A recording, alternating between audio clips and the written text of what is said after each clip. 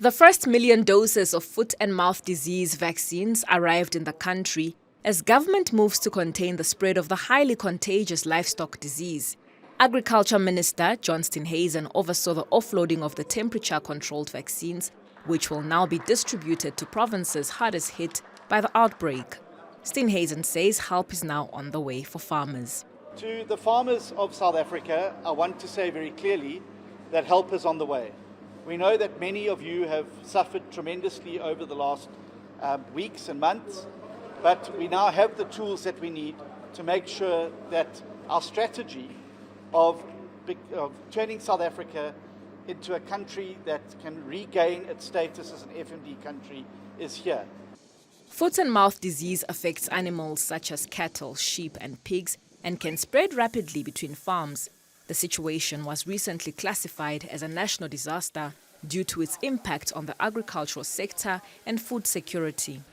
Outbreaks have been reported across several provinces, including KwaZulu-Natal, Northwest, Mpumalanga, Gauteng, the Free State, and the Eastern Cape.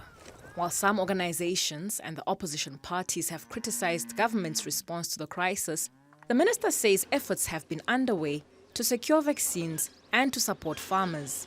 I hear the criticism, but I would ask anybody how they would have reacted differently. We rolled out 2 million vaccines last year when the outbreak happened. We've adopted a new strategy that for the first time in 30 years will see South Africa being put on a path to becoming FMD free. We've backed it up with vaccines. We've got a scientific task team that's involved the private sector. I would challenge anybody to tell me what they would have done differently.